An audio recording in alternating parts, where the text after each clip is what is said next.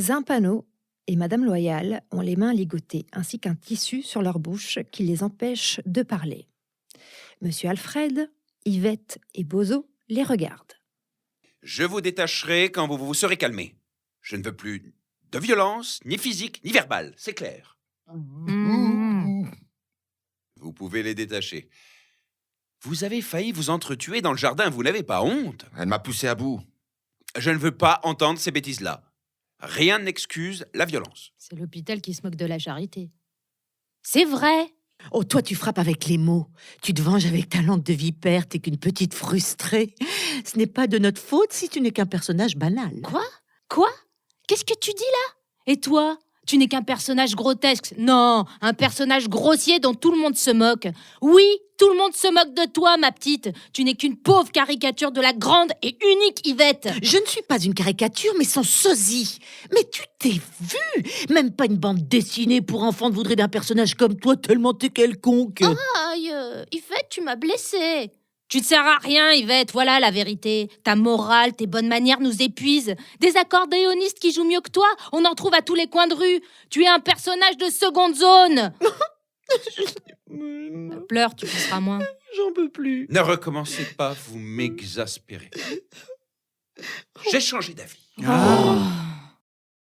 J'ai décidé d'éliminer un personnage dès le début du roman. En clair, au cas où vous ne l'auriez pas compris, l'un de vous ne fera plus partie de cette aventure et ma décision est tirer vos câbles. Non, ce n'est pas possible. Vous ne pouvez pas J'ai faire ça. refusé d'autres C'est propositions pour immoral. vous. C'est illégal. Je vais vous C'est emmener une au honte. prud'homme. Vous allez Je vais entendre appeler parler c'est de le ça. plaisir, des c'est personnages. tout le monde sera au Il va courant. voir, c'est qu'on va voir. Non, ce n'est pas Vendu. possible. Fake news. J'ai refusé d'autres propositions pour J'ai vous. décidé, je pars d'ici. Tu ne vas pas me laisser avec ces monstres. Je m'en fiche, Yvette. Je m'en fiche de toi, du roman, de Monsieur Alfred, de tout. Comme à d'habitude. Zampano, vous voulez prendre la fuite? Je vous comprends. Le souci pour vous, c'est que je ne vous le permets pas, et vu que c'est moi qui décide, vous restez. Bon, asseyez-vous. Yvette, venez avec moi. Mouchez-vous le nez. Vous savez très bien que j'ai besoin de vous, de votre bienveillance, hein? Oui. Allez boire un peu d'eau et ne vous laissez plus atteindre comme ça. Vous devez apprendre à vous protéger, à vous défendre. Monsieur Alfred, je veux pas mourir. Oh non, non, non, je le supporterai pas. Déjà, dans votre dernier roman, mon personnage s'est transformé en une poupée de chiffon à cause d'un sort qu'on lui a lancé. Dans votre livre précédent, j'ai eu un accident. Dans le second chapitre, je suis devenue tétraplégique et aveugle. Sans parler que dans votre tout premier roman, vous m'avez fait mourir d'asphyxie pendant mon sommeil. J'en ai marre. Oh, moi, j'en ai marre. Soit je meurs, soit il m'arrive des catastrophes. Alors, je parle pas de toutes les fois où vous souhaitez que je devienne Yves. Eh bien, pose-toi les bonnes questions, Yvette. C'est certain, Madame Loyal, vous êtes sincère. Mais où se trouve la frontière entre la franchise et la méchanceté? Méchanceté? Vous me vexez là. Vous avez réussi à la vexer, chapeau. Il n'y a aucune méchanceté de ma part. Je dis juste, Si quelqu'un a le malheur de vous contredire, vos mots se transforment en venin. j'ai donc tort de défendre mes idées. Vous ne les défendez pas, vous les imposez. Monsieur Alfred, je n'impose rien. Ils n'ont qu'à mieux se défendre. Non, mais j'hallucine. Ce n'est pas ce que vous vouliez, non? Que chacun défende son histoire, ses idées, son personnage? Dans le respect de l'autre. Vous nous mettez dans une situation horrible et vous me parlez de respect? Mais vous êtes complètement fou. Et vous voulez qu'on le devienne avec vous? Écoutez-moi tous. J'ai réfléchi, et pour sortir de cet enfer, voilà ce que je vous propose. Replongeons-nous dans la scène de la tempête, là, maintenant, tout de suite, et voyons ce qui se passe. Le personnage qui ne s'en sortira pas sera définitivement éliminé. Alors, qu'est-ce que vous en dites? Je suis partant. Moi aussi. Je n'ai pas le choix, je crois. Et qu'elle est bonne, cette idée, qu'elle est bonne! Je vous laisse faire. Je vous rappelle juste le contexte. Une réunion a lieu dans la caravane de Madame Loyal, où tous les artistes sont conviés pour discuter et prendre des décisions sur l'avenir du cirque. Après des discussions houleuses, chacun retourne à ses occupations. Il reste dans la caravane pour un dernier verre les membres du conseil de copropriété du cirque Papaya, c'est-à-dire Bozo, Yvette, Madame Loyal et Zampano. Lorsque tout d'un coup, alors que le ciel était clair et sans aucun nuage, une forte tempête éclate. Ce vent est de plus en plus fort. Cette région est très venteuse. Il paraît que les vents rendent fou. La caravane a failli se renverser. T'exagères. J'adore les bruits de la pluie. J'espère que les autres ont pensé à mettre les animaux à l'abri. Je vais vérifier. Waouh! Oh la vache, c'est violent quand même. Ah, attends que ça se calme. Regardez. Regardez, une tornade. Une tornade approche. Oh, mon Dieu! Elles foncent sur nous. Il faut sortir de la caravane, vite! Et t'es folle, t'as bien vu qu'on ne peut pas faire un pas dehors. La tornade va emporter la caravane et nous avec. On doit aller se réfugier dans une maison en ville le plus vite possible. Sortons. Donnons-nous la main, vite. Ne me lâchez pas. On y est presque. Vous êtes où? Vous êtes où? Par ici, Bozo! Mon Dieu, je ne vois plus rien. On est là. Mais où? Ici! Ici. Mais où? Ici. Ici. Attendez-moi! Attendez-moi! Attendez-moi! Attendez-moi!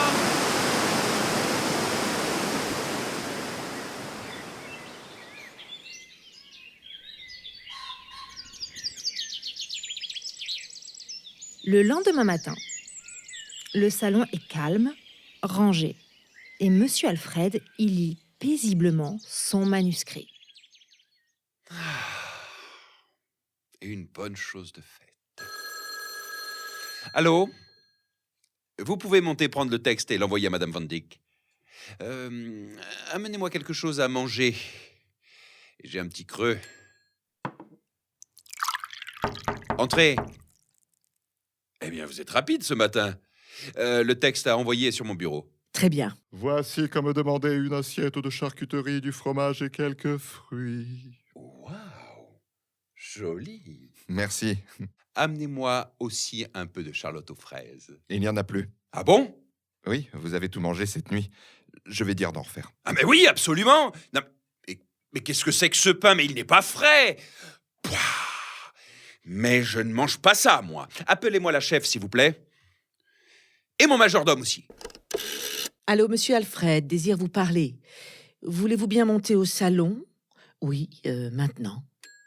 Appelez aussi ma douce et tendre femme. Dites-lui que j'ai fini de travailler, que nous pouvons petit déjeuner ensemble. Bah, qu'est-ce que vous attendez? Le déluge? Le déluge? Ah, le déluge! Ah, mais c'est drôle, ça! Le déluge! Elle dort encore.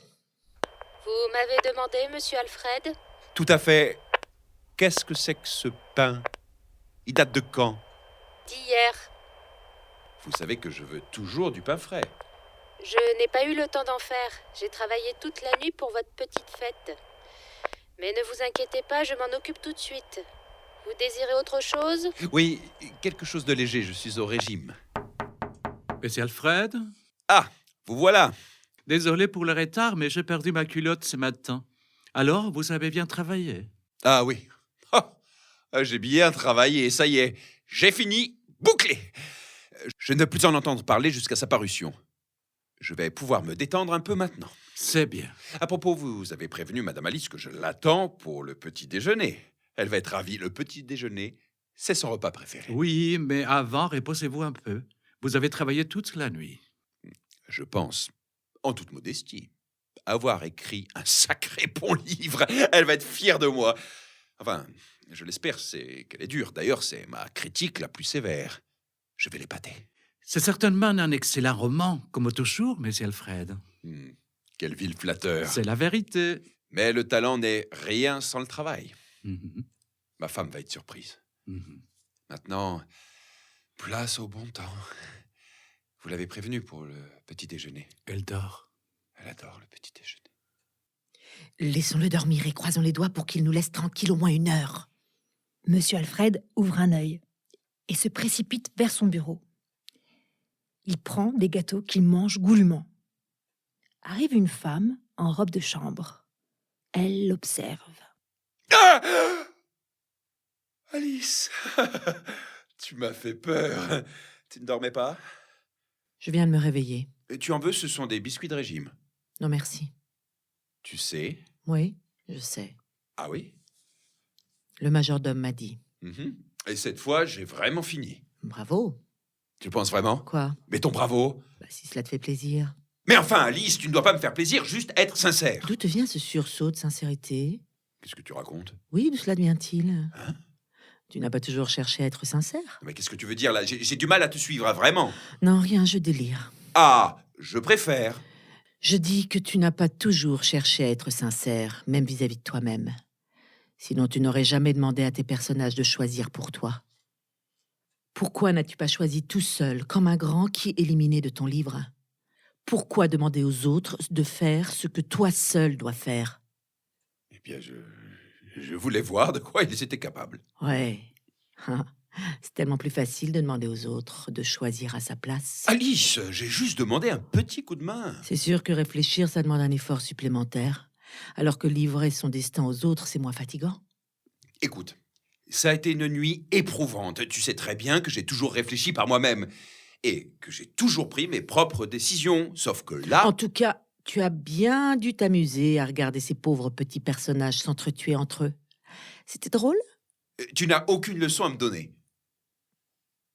Tu t'es bien reposée? Tu es encore un peu souffrante, ça va mieux. Ça va, merci. Ils t'ont prévenu que je souhaitais petit déjeuner avec toi. Oui. Je vais monter dans ma chambre. Non, reste encore un peu. Cela fait si longtemps qu'on n'a pas un peu discuté. Reste. Non, je m'ennuie. Enfin, tu m'ennuies. Oh, qu'est-ce que tu m'ennuies. Tu es vraiment glaçante parfois. J'y vais. Non, attends. Je sais que parfois je ne suis pas facile à vivre. Mais si j'agis de telle manière, c'est parce que la vie d'écrivain t'oblige à tout ça. Tu es drôle, tu sais. Ah ouais, t'es très drôle, hein. Attention, mesdames et messieurs. Monsieur Alfred doit écrire un nouveau roman. Chut, attention, ne faites pas de bruit. L'artiste crée. Ah, faites-vous tout petit. Ne parlez pas. Ne le dérangez surtout pas. Sinon, il serait capable de nous faire une énième version du même roman. Ah, Alice, s'il te plaît. Je suis fatigué, je te jure. Crois-moi, j'ai sommeil. Je veux juste me reposer et rester avec toi. Je t'assure qu'à partir de maintenant, je n'écrirai plus une seule ligne. Je suis tout à toi. Je te le promets, on va rattraper le temps perdu. Tu peux continuer à écrire si tu le souhaites. Non, j'arrête, promis, ma petite chérie. Ah, non, non, non, je veux surtout pas que tu arrêtes et que tu sois tout à moi, non. Alice, là, c'est toi qui me fatigue. Et bon sang, bonsoir, mais qu'est-ce que tu veux? Ah, les femmes, vous êtes Tais-toi, toutes... tais-toi. Ne commence pas avec tes discours à 2 roupies sur les femmes. Hein. Mais qu'est-ce que tu as, Alice? On peut rien te dire ce matin. Rien, non. Non, je suis juste très fatiguée, je dois encore être souffrante. Ah, je crois comprendre ce qui te tourmente. Tu sais, je te connais par cœur. Ah ouais? Oui. Je sais combien tu aurais voulu devenir une grande écrivaine.